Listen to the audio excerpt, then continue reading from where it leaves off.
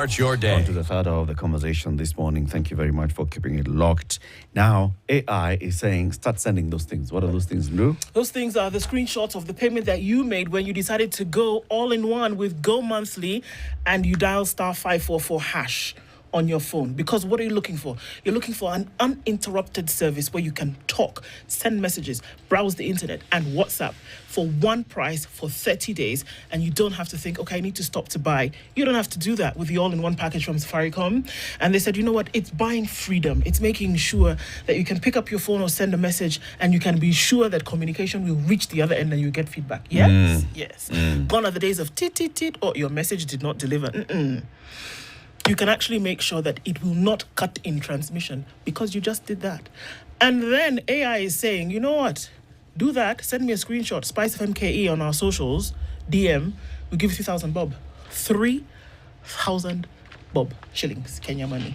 Picked by the AI. Yes. His name is Arvin. Yes. Okay. Very good. Please do that. Now, today is Sunday, the 26th. No, it's not. Today is Thursday. Exactly. The 26th. Yes. Tomorrow is? Friday. The? 27th. Saturday? The 28th. Sunday? The 29th. Okay. Now, on the 29th of September, we'll be marking the 5th International Day of Awareness on Food Loss and Waste with the theme Climate Finance for Food Loss and Waste Reduction. Kenya is an agriculture-based economy. So issues of food loss and waste are very big issues, right? So Monday should be a public holiday. I agree with you. Very good. In fact, we can start tomorrow. Very good. We have brought two people to help us push this agenda so we don't go to work on Monday. And those are Rebecca Wanjiru is a food system specialist at Food and Agriculture Organization of the UN, and Dr. Christopher Mutungi, senior researcher, food programs at the World Resources Institute. Good morning. Good morning. How are you doing? Good morning, Eric. Karibuni sana to Kenya's biggest conversation. It's good to have you here. Thank We'll you. be talking about this food loss and waste and just getting to understand what it means, what it's all about, and why even the world has decided let's actually have an international day to mark issues of food loss and waste. But to welcome you to the conversation, courtesy of CT, I have the proverb. This week, the proverbs are from Senegal. All right? Have you been to Senegal, Dr. Not quite, is it? Not yet, huh? Not yet. Rebecca, have you been to Senegal? No, not yet. Yeah, you should both go. It's beautiful. Dakar is a beautiful city. Mm-hmm. Yeah. So tulipia tickets. Twende, tuone. Nione kando basi. Okay, we'll talk to you. Yeah. So the proverb for today, let's enter the proverb and give us your interpretation. The heart is not a knee that can be bent. The heart is not a knee that can be bent. Let's start with you, Rebecca. What's your interpretation of this? Well, in literal terms, the heart is soft and it's not as flexible as a knee that you can bend your knee to get down and pick something if you need to, instead of just standing. So it means, for me, it means you take care of your heart. But then it also means that you need to analyze and look at different circumstances. Some are very fragile and some are flexible. So handle them with the due care that they deserve. The fragile ones, know how to handle them because the actions you take can have long-lasting effects.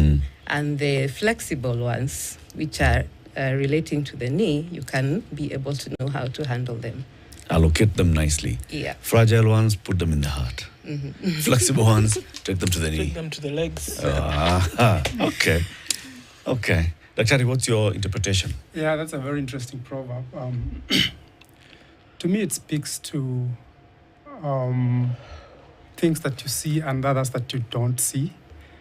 And sometimes we speak quite often for frequently of matters of the heart. And so sometimes there are things that you think you can be able to influence, but not quite. But if something is something that's dear to you, perhaps it becomes difficult to influence, and you should just respect other people's opinion with that regard. That's the way I see it. Good one. Good interpretations. You know, they both contexts actually make sense. And that's a good thing about proverbs. Yeah? So you interpret a proverb and you're like, it actually makes sense the way you see it. So now let's get to understand what food waste is. food loss, and let's start with you, Dr. Ari. Let's start with Wanjiru. What do we mean when we say food waste and food loss, and why are they different?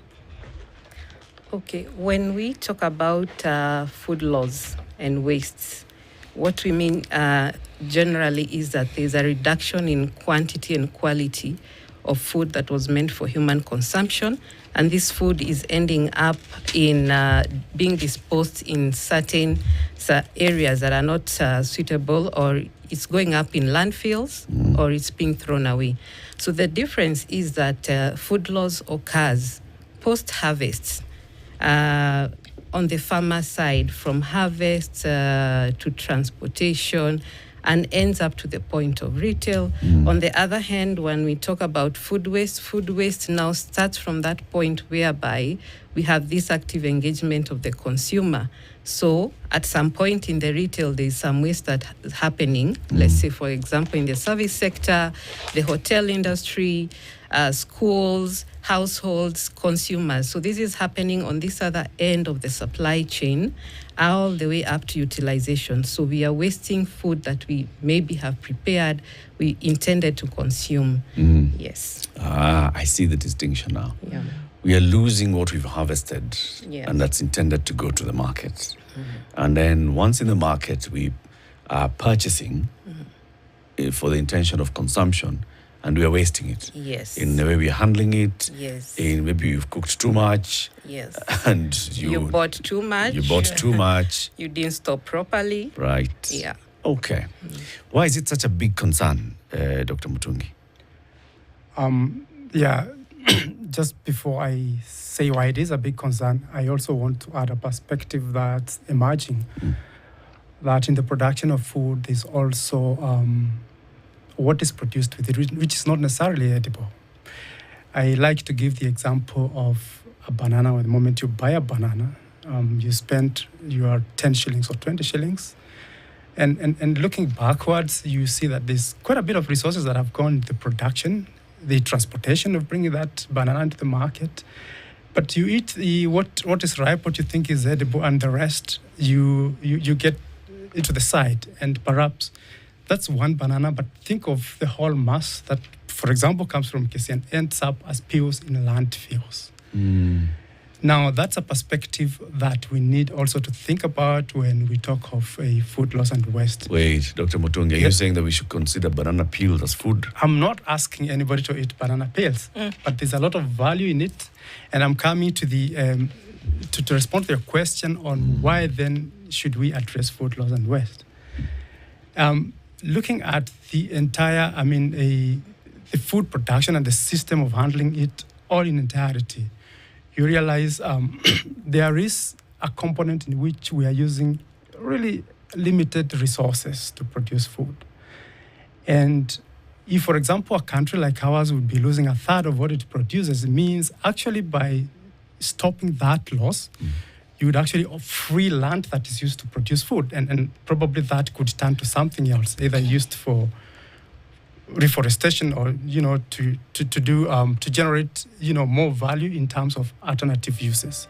But having said that, it is important to address the question of food loss and waste because of three core issues. One, because of the social aspect to it, that if you waste food, then you are denying people a basic need. Food is just as basic as anything you can think about, and in a country where we don't even we don't have enough food, and we have quite many people go hungry every day, then losing food is not justifiable. Two, think of it in terms of economic terms. In terms of the resources that go to it. If you then avoid or take measures to avoid loss and waste, then there's a business case for households, for consumers, for businesses, for a country like ours in terms of GDP. We spend so much money importing food. And then the environmental component, which goes to what I was speaking to. If residues or refuse goes to landfills and it ferments and produces methane and all that greenhouse gas emissions. Yeah. So what is the state of the world? Well, maybe not. Maybe the world is too big at this point. If we can zone it down to where we are now, and what are we looking at in the States whereby we're saying, so there is food waste, there is food loss. Where is Kenya today? in terms of what is happening with food loss and food waste? Well, in Kenya, first of all, we have evidence that indicates that for certain commodities, like fruits and vegetables, we do waste 30 to 40% of the fruits and vegetables, mostly due to the high perishable nature of these commodities and the lack of supporting infrastructure to support evidence that indicates that.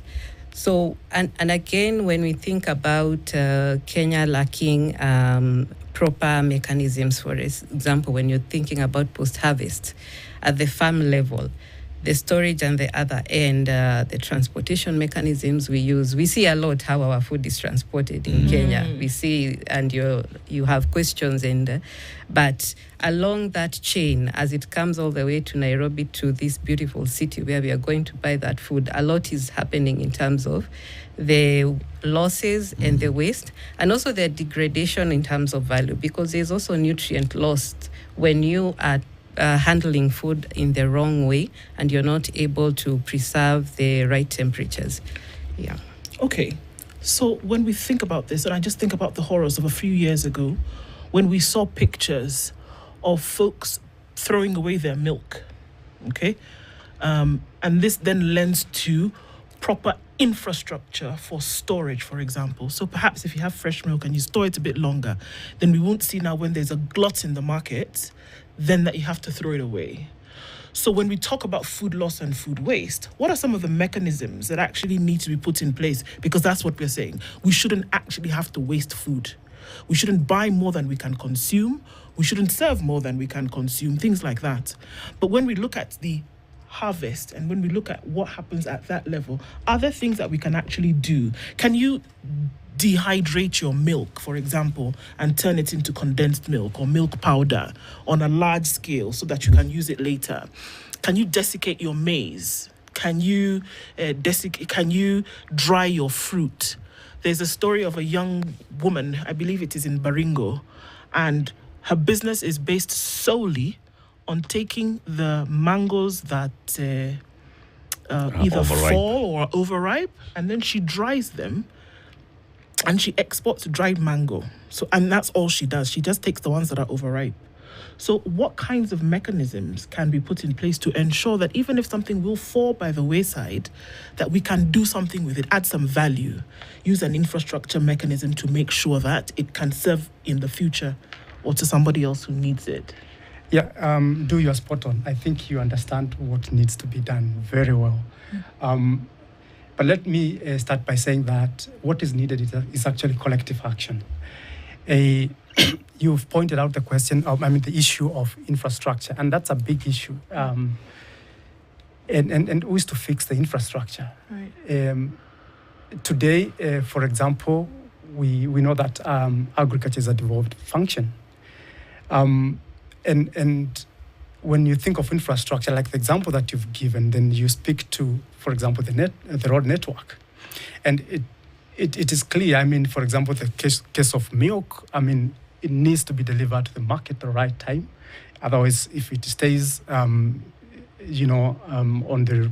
transit for a longer period, then it just spoils and that's loss. So on that bit,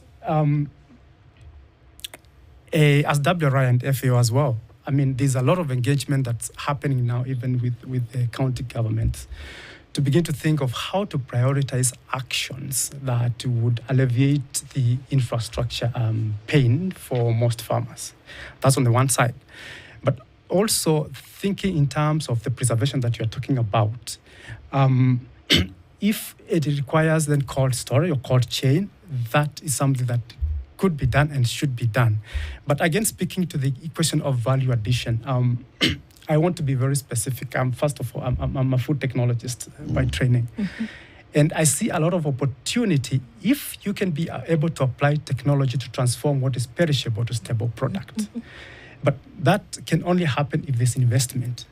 And that investment will not happen because one or two big companies are investing. It should be that we have the right framework in terms of policy enabling environment, so that we see now SMEs, the ones we are talking about, that woman who is transforming mango into dried products, to be able to engage sufficiently and transform what does not enter the fresh market into value-added products that can even last longer and can be, traded across borders.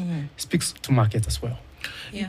And in addition to what Chris has said, we also need to look at these interventions at different levels and be very context-specific, because we have interventions at the macro level whereby we are talking about the infrastructure, we are talking about the policies, but then when we go down to, let's say, at communal level, what can be done even on a short term, in the long term, in the medium term. Sometimes the issue of wastes also requires us to make a very conscious decision as actors within this system. As a consumer, I make my conscious decision. As a trader, you have your produce and it's coming to at that point whereby you have these bananas that are almost coming to, they are overripe, and you're moving to the stage where you're going to throw them away because you don't have cold storage facilities. We need to get to that point, and there's a lot of awareness needed to make a conscious decision. Do I reduce this price and sell this commodity? Do I connect? There are people out there who are looking for how to make the juices, creating opportunities for youth, for young women, make juices. Can you bring the price down instead of waiting until you throw it away in the garbage? Yeah. So all these, the interventions require us as food system actors to make these decisions every day. If it is in the rural areas, do we need to think about very complex interventions, or do we need to look at what is in that area? We have very cold zones in this country that we can actually build cold storage facilities that may not require to run on power because of the environment that is in those places. Places like Nyandarua, where roots and tubers can be stored in those very cold storage facilities that are made of local materials.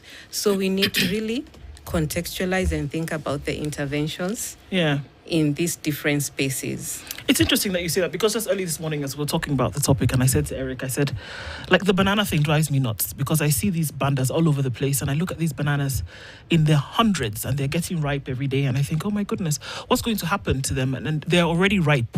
They're not being bought. We pass the second day and they're there. They're going to go. Mm-hmm. So even as I think about that practical situation, and then you talk about food system actors against this backdrop of food waste and food loss, my mind wants to go to a place whereby if all the actors, because yes, there are organizations that are actors, government is an actor, the people who consume, who farm, they're actors as well. How should the thinking, or how should the action then now morph into what we're looking at across board with? What can this banana become, and not just the fruit that you will eat? So when it gets to the stages where it is starting to go off, what else can it do in this ecosystem? Is that how the thinking should be? Can I take the peel and turn it into a basket? What is the industry doing? Mm-hmm. Can I take the ripe fruit and dry it and turn it into flour, for example? Are those some of the things that a conversation would be around, to now have all of these actors in the conversation? Yeah. And now we are talking about also creating the cottage industries within the communities, because you're saying as a product, it's not only the primary product that you see, the banana. Yeah. There are so many byproducts that will come out of it. We have avocados. Avocado is a fruit. You eat it, but you can get oil from avocado. So when it gets to that point where it is really getting ripe, you don't want it to get to the point now where it has that foul smell and you have to throw it away. So do we transform it into avocado oil? The avocado seed is such a precious commodity nowadays. There are people looking for the seed in itself. It can be used to make artificial firewood. FAO, we had such an intervention in Nairobi with a youth group whereby we were creating awareness and capacity building on how do you move this avocado. And again, it goes to the point whereby creating this awareness that the trader within that market makes a conscious decision not to let it get to that point. I can sell it at a fraction, maybe at the break-even point, because it's at a point where now I'm not going to make anything, instead of throwing it away. And when you see, we throw this food, especially when we think about urban areas, the food that is wasted actually ends up beyond the landfills. It ends up in our rivers. It ends up on our roads. It ends up in so many places, creating a lot of nuisance and a lot of environment and pollution. So, as you're saying, we need to think about not just the primary product and think about what other enterprises and what other uses can we make out of this primary product so that we don't waste anything, both the edible and the inedible. Rebecca, when you say we need to think, who's we? All of us. Maybe I can put some point to that. We have already started thinking. We have already thought, and I want to give you some practical examples of some of the work that is happening quite strongly within, for example, WRI. What you are speaking about is actually the concept of circularity. Understanding that there's value in every piece that is produced, and you just need to unlock that potential of somebody else to do it. We have a program that we are working with enterprises, small enterprises, not in Kenya. We started in Rwanda for purposes of trying to see how it rolls out. And here we are working with these small enterprises linked together in a sort of a multi-stakeholder kind of a platform for the SMEs to air their perspectives, but also for government to be able to pick lessons and see what can be done about certain issues. So what happens, we have small enterprises that are adding value into those items that my friend is talking about. And there are challenges in terms of policy. I mean, enabling the policy so that they can even enter the market. There are questions of standards, certification, and so forth. And so the program that's ongoing is trying to unlock those challenges. And we have seen very successful movements towards the right direction. Moving forward, we want to bring those lessons also into our country. These are two perspectives that can actually learn from each other. But there's another very important bit that's working very well. Recently, we have launched what we call the Champions 12.3 Companies Action. In this initiative is a bit complicated in terms of what it is, but we are engaging companies so that they can create an ecosystem with their small older producers to reduce loss and waste at farm level.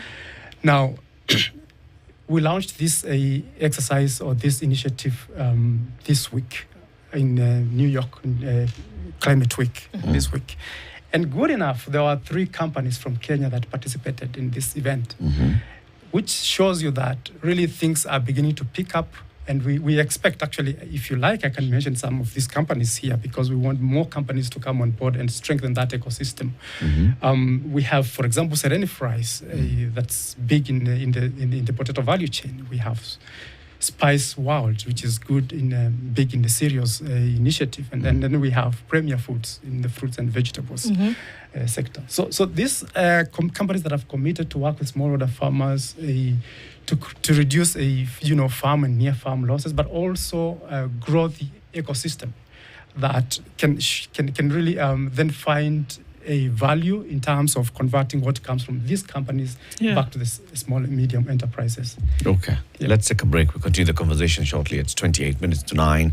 We're talking about the International Day of Awareness in Food, Loss and Waste 2024. It's going to be commemorated on the 29th of September on Sunday. Rebecca Wanjiro is a food system specialist from the Food and Agriculture Organization of the UN. Dr. Christopher Mutungi is a senior researcher on food programs at the World Resources Institute. Keep it here. We'll be back shortly. This is the Situation Room, the only way to start your day. Ready to take your farm to the